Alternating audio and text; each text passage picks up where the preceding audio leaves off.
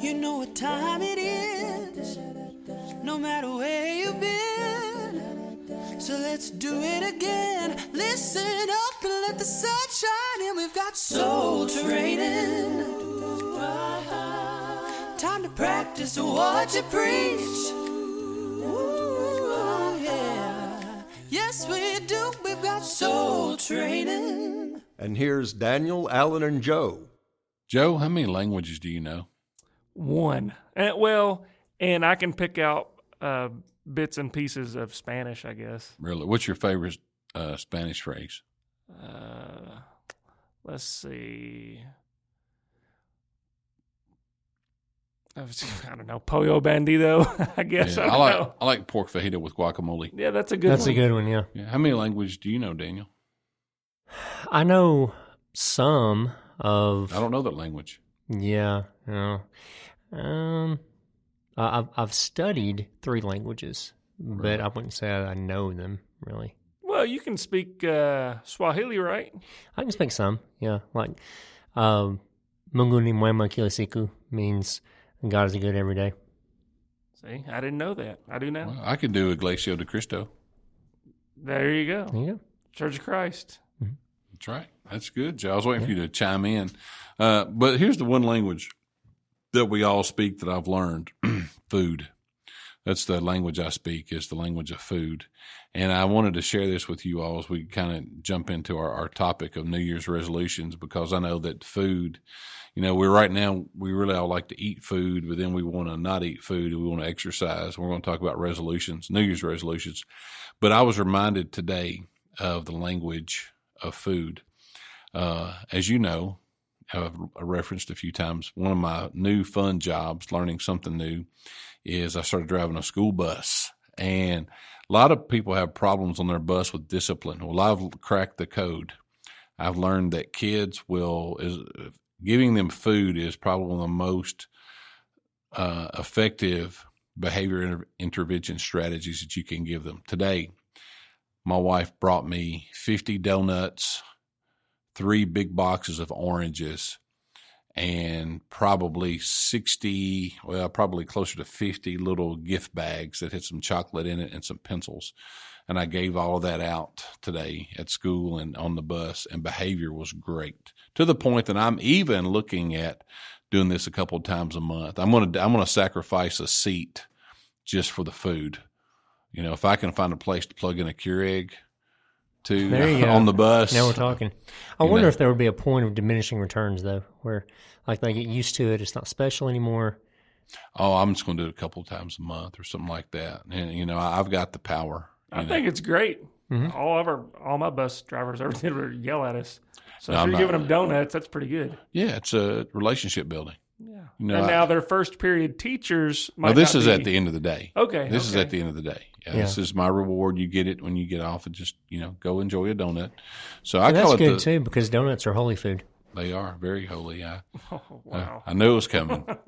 I call it the 3 R's, rigor, relevance, and relationships. Rigor, you've had a rigorous day. It's relevant. I mean, food is a language of love, I think, for me, in relationships. And so it's kind of like the language that we all speak, because we're moving into 2023, is the resolution language. We all want to be. Is that the 4th R? No, I had to stop. I had to do the math there. No, I don't. That's 3 R's. That's copyrighted, by the way. We can't really. I shouldn't be using that. But no 4th R. I don't want to take a liberty. Resolution, that is another R that we're going to talk about. And one of the things we strive to do here at Soul Training, because Soul Training matters, because all souls matters, and so do our opportunities to improve as Christians and grow closer to Christ. So Joe's going to give us some ways or some New Year's resolutions for Christians. We're going to take this opportunity, since you mentioned the word. This episode will air the first week of the new year, and resolutions are on people's minds. But we're going to do Christian resolutions, try to give you, not to be preachy, but to give you all some ideas of things you can do to maybe help your walk of faith through the new year. Some suggestions. That's all. And now I thought it would be a good idea to start with I just Googled New Year's resolutions and found the first website that came up with a top 10 list. Mm-hmm. And maybe later we can compare that with our list. That sounds good. Okay, so here is from the website I found, just Googling New Year's resolutions. Number 1, exercise more. Number 2, lose weight. Number 3, get organized. 4, learn a new skill or hobby. Number 5, live life to the fullest. Number 6, save more money or spend less money.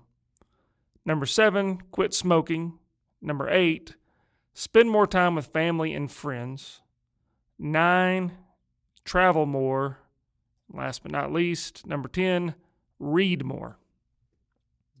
So now, why don't we give the good folks out there our ideas, maybe some resolutions they can do to help this be a successful year spiritually for them. And improve Soul Yeah. Training Nation. Yeah. I think those were a lot of really common, popular. I guess that's the point of Yeah. such a list, right? Yeah. In fact, it Yeah. was the 10 most common. Most common, resolutions. Why do you think resolutions are such a big deal? Why do we do that? Anytime or right now? Yeah, right now, New Year's resolutions. Well, calendar clicks over.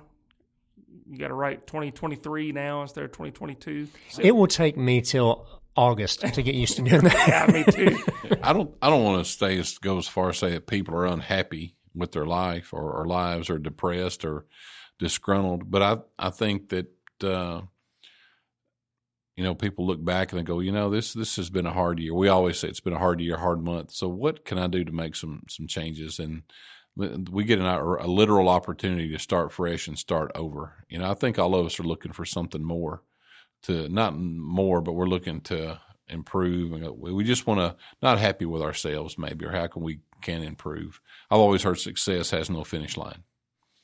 Yeah. Some stuff that wasn't on that list is, sit on the couch more, eat more junky food. I Right. mean, Work less. That wasn't on there. mm-hmm. Aggravate friends, lose friends. That wasn't on there. Get on social media more. Yeah, that wasn't on there either. So let's hop into our list and see how it differs or the similarities between the two. Okay. The first one, we collaborated on this, so we all came up with this number 1, but we all called it something different.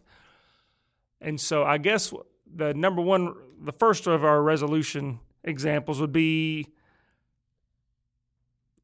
having something to do with time or seeking quiet downtime or practicing your faith daily. Daniel, would you mind to elaborate on what we're talking about here?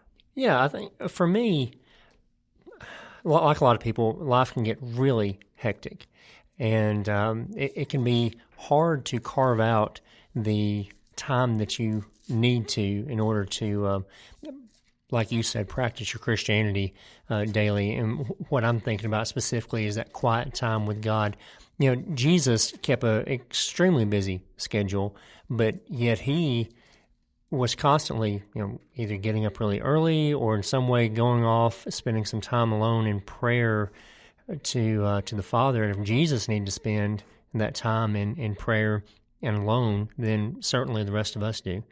And so that's one thing for me. There are times, especially during the school year, I'm going from the time I get up till the time I go to bed, and just without many breaks, without a lot of downtime. And so I want to find some ways to intentionally carve out more time that's not preparing a lesson, that's not getting ready for a class, that's not writing an article, but is just geared toward my devotion with God. Yeah, it really, Alan is known for saying we all have the same number of sunsets, same number of hours in the day. No, we have a limited number of sunsets. Well, I blew your famous saying. We have a limited number of sunsets, but we all have 168 hours in a week. Well, that's close.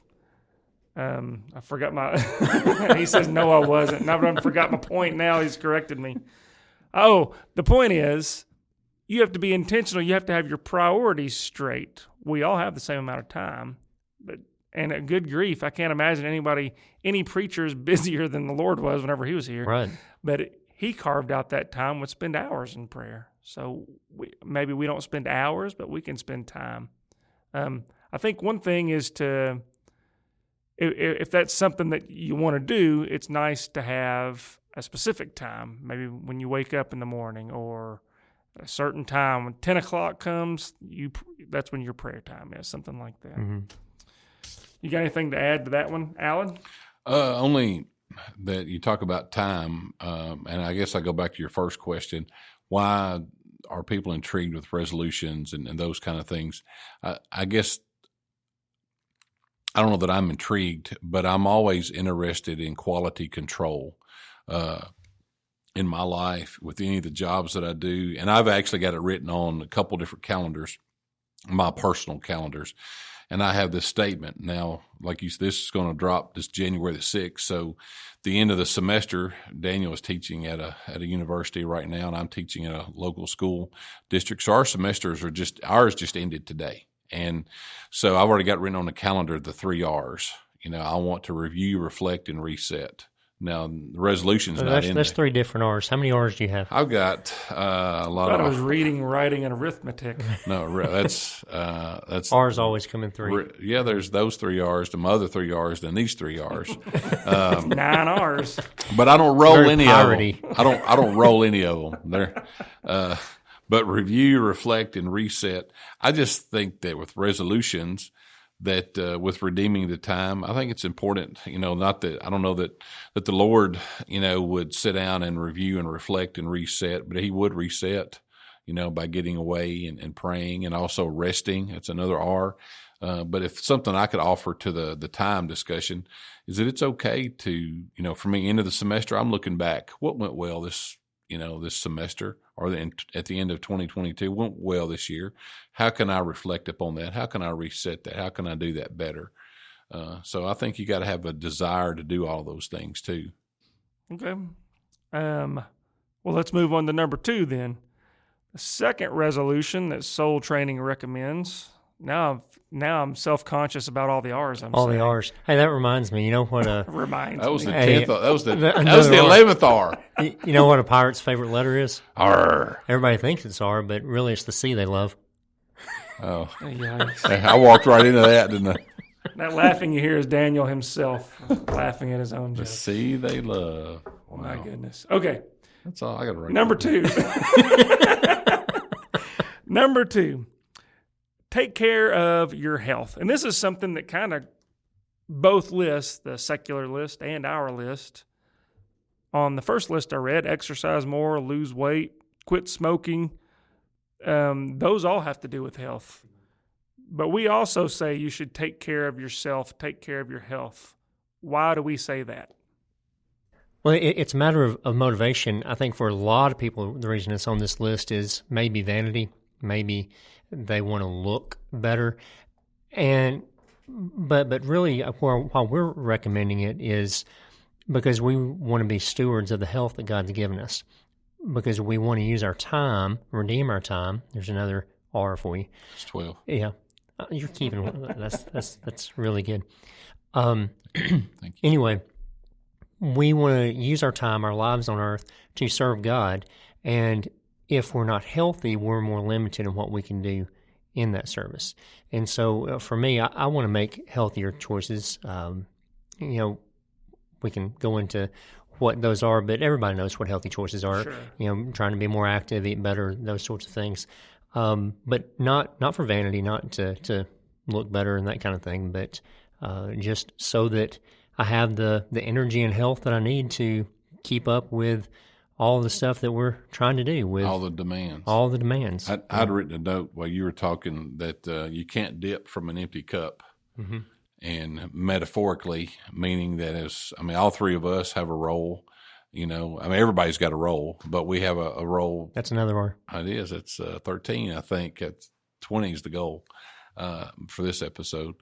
But you can't dip from an empty cup, meaning that like the 3 of us, we all have families and roles in the church. And if we want to be our best, whoever we're connected to. We want to be a good servant, be able to help. If I'm struggling with my health, then I'm not going to be able to do much for our congregation if I'm constant. I mean, that's going to happen eventually. I'm not saying that you can't have health problems. That's right. Sometimes you just have health problems, and there's nothing anybody could have done about that. We got to strive to be healthy. That's right. Are you ready for number 3? Number 3, I've got, by your blank expressions, I'll figure that you're ready for number 3. We are so ready. Okay. Number 3, I wrote it down as learn something useful or learn something. We talked about continuing your Christian education in one path. It doesn't have to be formal education, but studying, reading different books, listening to podcasts. I can recommend a good one. Recommend it. There you go, Alan. 14.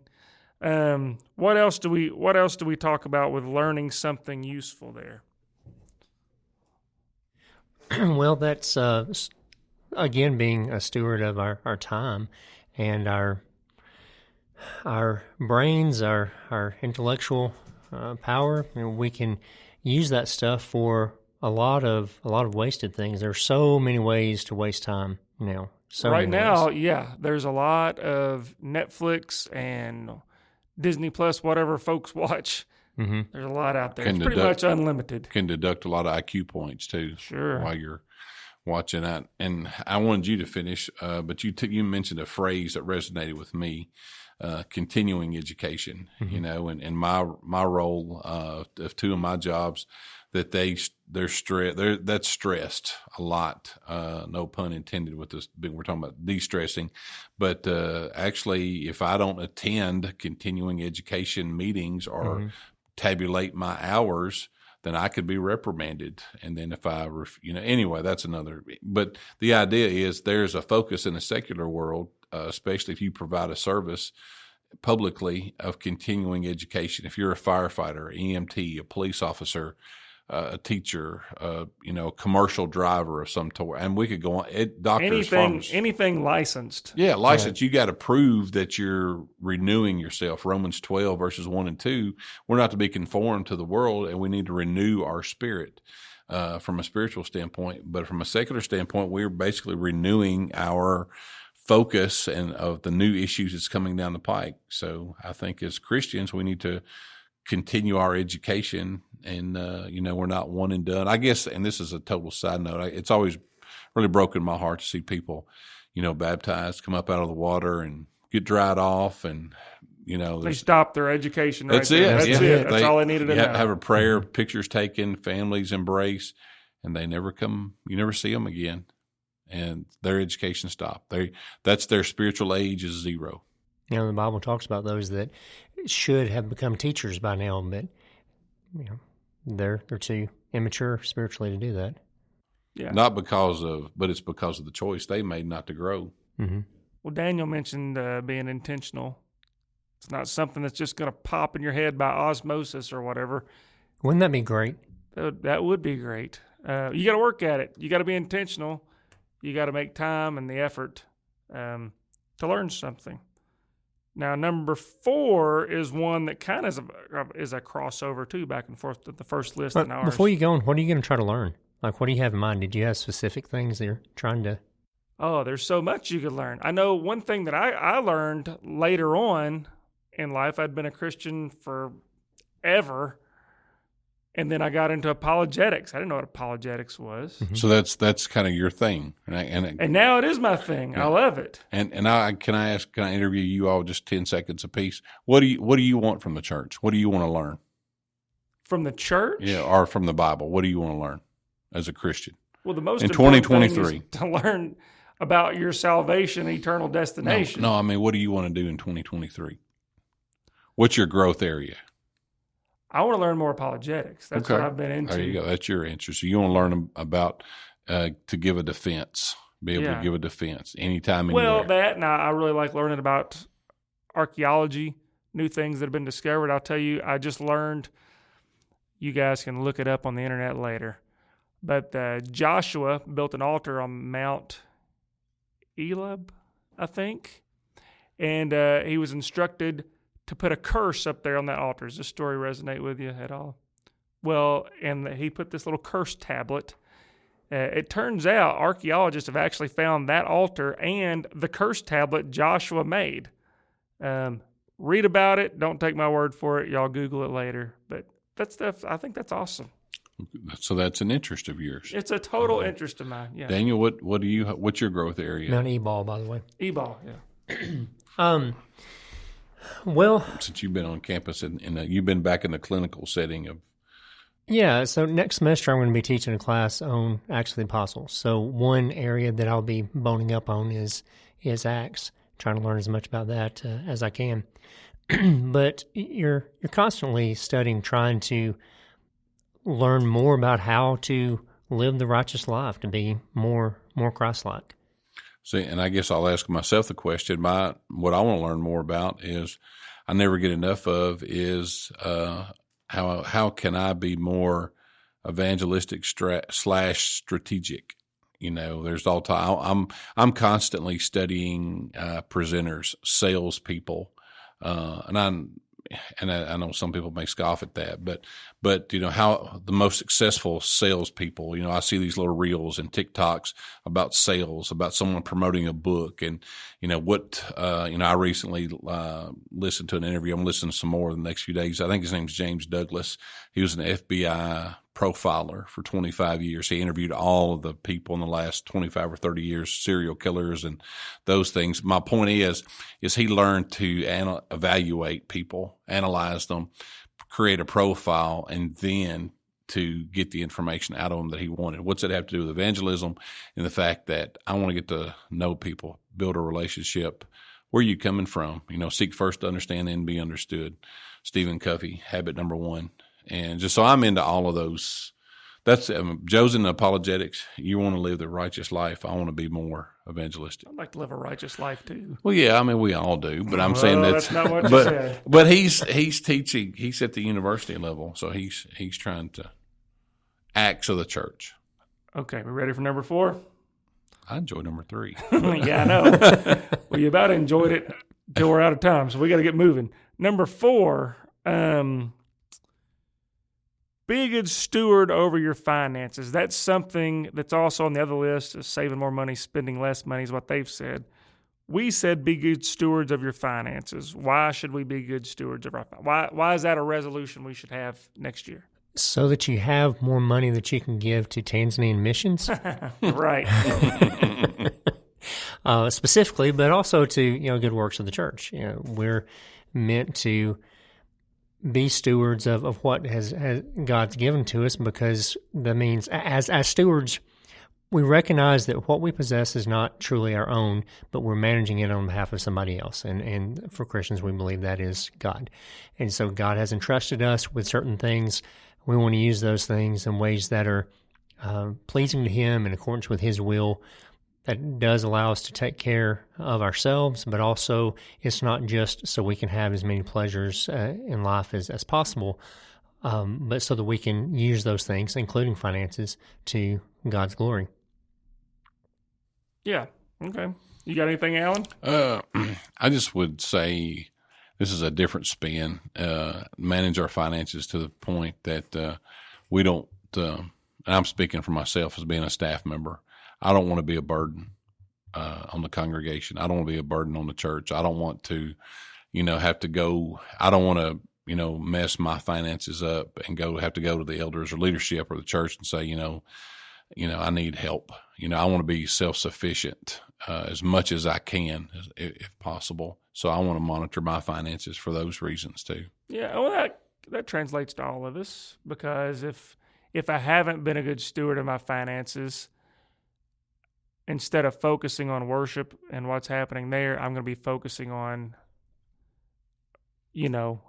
my finances. So I think that's a relevant point for everybody. And also, that's one of the first pieces of advice that people give in marriage counseling is be on the same page with the money. Financially, because that's a huge riff. I mean, huge disconnect with money. Right. Number 5, we went through number 4 pretty quick. Number 5. We always said, you only when it comes to money, how much money you have dictates the length of the conversation. So we don't have a lot of money, so we didn't talk much about it. Number 5. Be intentional in family spiritual leadership. Daniel, this is one you brought to the table. Yeah, well, we've talked about being really busy. A lot of us are really busy. I wonder what the average podcast listener is in terms of their level of busyness, because I tend to imagine them being pretty busy because they're listening to something. At least that's the way I consume it, is when I'm on the move. I'm on the go. Yeah, me too. I'm multitasking. I'm driving. I'm running errands. I'm doing whatever, and I can't just be totally quiet. I have to have You just something can't be. going on. Yeah. So anyway, maybe you're listening to us on the go. Maybe you're not. Maybe you have a lot of time, and this is how you're using your time. I think that's a wise use of your time. Appreciate you doing that. That was point number 1. Yeah. Resolution number 1. Exactly. But in our hecticness and all that goes on, one thing that can easily get lost in the shuffle is making sure that we are leading our families intentionally with regard to their spiritual growth and development in more ways than just making sure they're at church and things like that, but actually taking time on that daily basis. We were talking about daily stuff earlier, to make sure we're molding and guiding our children, make sure we're leading our spouse, make sure that their spiritual development is not being neglected, and that it's taking more priority than even their educational development or their athletic development or their social, whatever other kind of development. Make sure that we're spending time guiding them spiritually. And not just memorizing the names of the 12 apostles. No. Really showing them how to live out their faith. Mm-hmm. I want to make an admission, and I hope my family listens to this. I feel like I've Your really. family listens to this? Yeah, they also read my bulletin articles. Wait, you have bulletin articles? Yes, they do. They'll tell you all about them. Okay. Your relatives? Yeah, that's 14, 15. We're up to somebody out there keep count. We're up to 20, have to be. Keep a register of them, maybe. That's another one. There you go. As I've dropped the ball in my home for a long time, I always start out with New Year's resolutions. I even put on my refrigerator calendar, another R, and that, Tuesdays, every Tuesday, we're going to have a family devotional or a family Bible study. We've done that a couple of times, but then it just kind of starts to drift. But my family did this just for a little while when COVID first hit us, when March or April of 2020, every afternoon, when my wife was in the medical field at that time, so she never stopped working. She kept going to work. And we were quarantined at home doing online stuff and all those things. But when she got home, it was one of the most refreshing and sweet times. Another one. There you go. Sweet times in our family time, because we would sit down and we would start off with, what are you thankful for today? Every single day for probably a month. And then we would have little Bible studies. We would even lead singing. We'd have a little song service, the 4 of us at home. And, I'm wrong. I'm guilty that we got away from that. I'm wrong for allowing that to get away. Yeah, we did something similar too, and it's something I'd like to get back to, is that we had a devotional book, and we would go through it. Did you say yours was on Tuesdays? I think we did it on Tuesdays. I'm reaching way back. But for those that don't know me, I've got young boys at home. I've got one boy that's 10 and one that will be 6 in a couple of months. And so I feel it's important for those boys to know how to lead devotionals and how to lead singing. And we were doing that. I've let it slip. So I think that's going to be my personal Christian resolution. Every Thursday night, I'm just throwing this out. I mean, hypothetical. Every Thursday night at 6:30, from 6:30 to 7:15, we're going to have a Bible topic. We're just going to study. We're just going to study. We're just no structure. It doesn't have to be 2 hours. Yeah. It can be something 20 minutes. No structure. No last leader workbook. We're just going to sit down and I think a key to making it last is not be too rigid about it. Another R. See? I think he's But just being- looking for ours now. But really being flexible. Can you do it when you're on the road? Is something you can do. You get back late. Can you do it in the car on your way home? Can you do it in a variety of settings, or does it have to be formatted just the exact way, or it doesn't happen? Okay, well, that's pretty much our time. I want to do a quick recap of the 5. Recap. Oh, another one. That's You know awesome. what? I didn't even do that on purpose. I think you did, Joe. I didn't. You got hidden talent. You got hidden talent. I do. Okay, so number 1, our first Christian New Year's resolution is to find time or downtime to practice that faith daily. Number 2 is take care of your health. 3, seek out learning opportunities, learn something useful. Number 4, be a good steward over your finances. And finally, number 5, be intentional in family spiritual leadership. You know, our list really maybe wasn't dramatically different from the popular list, just more of a spiritual intentions behind a lot of those things. Yeah, I think so. Well, Daniel, that's all of our time. You want to hit the outro? All right. Well, dear listener, we would love to know what your New Year's resolutions are. Send us an email and let us know. Or if you have a question or some topic suggestions for the new year, we'd love to hear that as well. We want to thank you so much for letting us be a part of your day and your spiritual journey. We want to thank the elders at the South Green Street Church of Christ for making soul training possible. And on behalf of Alan and Joe, I'm Daniel. Keep soul training. Soul training. Time to practice what you preach. Ooh, yeah. Yes, we do. We've got soul training. To learn more, you can email us at soultrainingpodcast@gmail.com, or you can write to us, P.O. Box 503, Glasgow, Kentucky, 42142. That's Soul Training.